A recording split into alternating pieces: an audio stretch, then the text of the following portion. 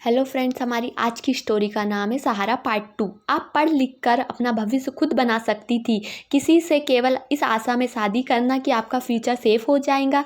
इस ज़माने में ये बेवकूफ़ी नहीं तो क्या है। मिस्टर नील, मुझसे आपने लेक्चर नहीं सुनना। जिस उद्देश्य से मैंने ये विज्ञापन दिया है, आपको उसके अलावा कुछ बात करनी है तो कहिए, वरना मेरा समय नष्ट ना कीजिए। सपना ने झुंझला कर कहा, मैडम, जितना आप में एटीट्यूड है, काश उतना ही आत्मसम्मान भी होता तो आप पढ़ लिख कर अपनी ज़िंदगी खुददारी से बिता सकती थी। आप हाथों से ही अच्छा में ना, दिमाग तो दुरुस्त है और हाथ तो कृत्रिम भी लगाए जा सकते हैं ना। नील जी, क्या मैं आपसे मिल सकती हूँ? जी, आप मिलना चाहती? ज़रूर, क्यों नहीं। आप अपना व्हाट्सएप नंबर दीजिए, मैं एड्रेस सेंड करता हूँ। जी, यही मेरा व्हाट्सएप नंबर भी है। ओके, चेक कीजिए, मैंने एड्रेस भेज दिया है। जनवरी की सर्द सुबह दरवाजे पर नॉक होती है और एक व्यक्ति दरवाज़ा खोलता है। सामने एक 27-28 वर्ष की युवती खड़ी होती है। जी, क्या मिस्टर नील का घर यही है? जी मैम साहब। कौन है? शंकर, अंदर से किसी की गंभीर आवाज़ आई। साहब, कोई मैन साहब आपके लिए पूछ रही है, उन्हें अंदर ले आओ। वही आवाज़ फिर से आती है। शंकर युवती को ड्राइंग रूम तक ले आता है। सामने एक 30-32 साल का व्यक्ति सोफे पर बैठा हुआ है। जी कहिए, मैं ही नील हूँ। हेलो, मैं सपना चोपड़ा, जिसने न्यूज़पेपर में शादी के लिए एड दिया था, कहते हुए सपना अपना दायां हाथ नील से मिलाने के लिए आगे बढ़ा दिया।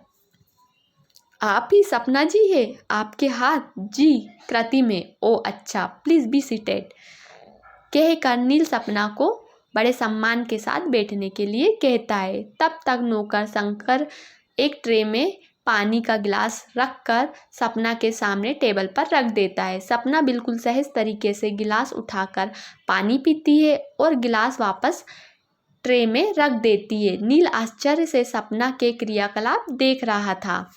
अखबार वाली सपना और सामने बैठी सपना में जमीन आसमान का अंतर था। वो सपना शादी के लिए लगभग भीख मांग रही थी और ये सपना सेल्फ डिपेंड और कॉन्फिडेंट युवती थी।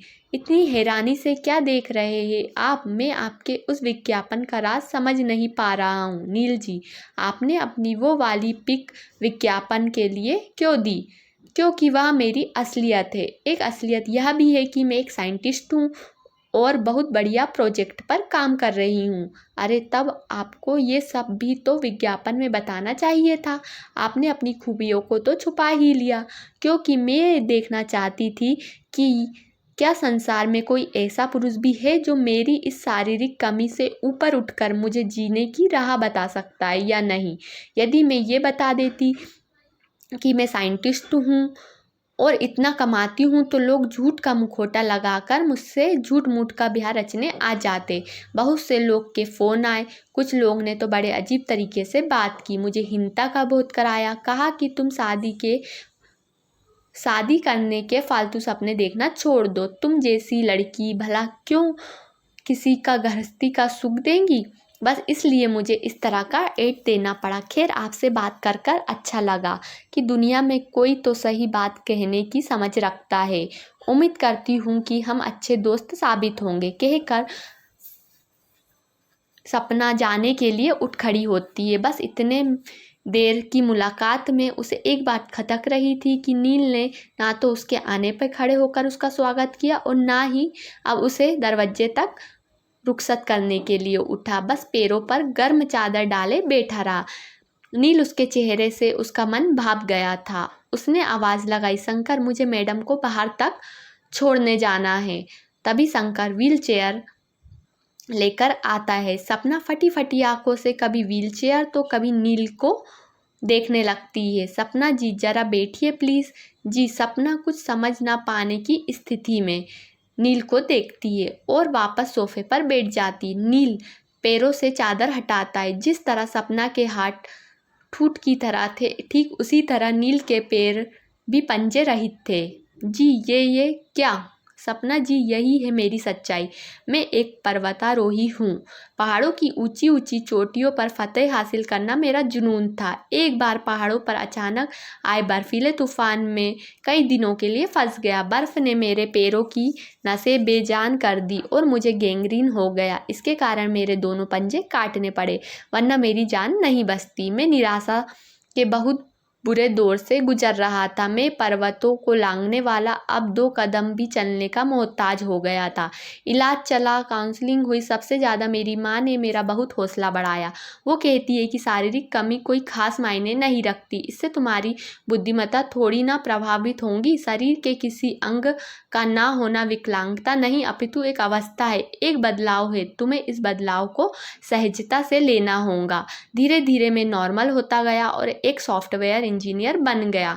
आप मुझे तो कृत्रिम हाथ इस्तेमाल करने की सलाह दे रहे थे, मगर खुद यूज़ नहीं करते क्या? ऐसा नहीं, करता हूँ, मगर कभी कभी। दरअसल मैं खुद को इसी रूप में स्वीकार कर चुका हूँ। मैं जैसा हूँ ठीक हूँ।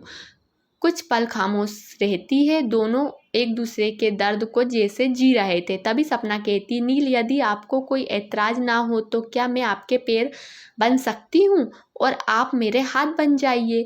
इस तरह एक दूसरे का सहारा बन जाएंगे। फिलहाल मैं इस बारे में कुछ नहीं कह सकता सपना जी, मुझे सोचने के लिए कुछ समय चाहिए, नील ने कहा। बस सपना बिना कुछ बोले अपना पर्स उठाकर वहाँ से चली जाती है। वो अपनी गाड़ी में बैठकर ड्राइवर को चलने के लिए कहती है और अपना सर सीट पर रखकर आंखें मूंद लेती है। कोई 10 मिनट बीते होंगे। फ़ोन पर व्हाट्सएप मैसेज की बीप बजती है। सपना ये सोचकर कि कहीं ऑफिस से कोई ज़रूरी संदेश ना आया हो, फ़ोन चेक करती है तो उसमें नील का मैसेज आया हुआ होता है, विल यू मैरी मी। सपना के होठों पर मीठी मुस्कान तैर जाती है और वो रिप्लाई में हाँ भेज देती है। एक दूसरे का सहारा बनना बहुत अच्छी बात है। किसी की कमज़ोरी की वजह से उसे रिजेक्ट करना सही नहीं है। तो फ्रेंड्स, आपको मेरी आज की स्टोरी कैसी लगी? अच्छी लगी तो प्लीज़ चैनल को लाइक, सब्सक्राइब और शेयर ज़रूर कीजिएगा। Thank you.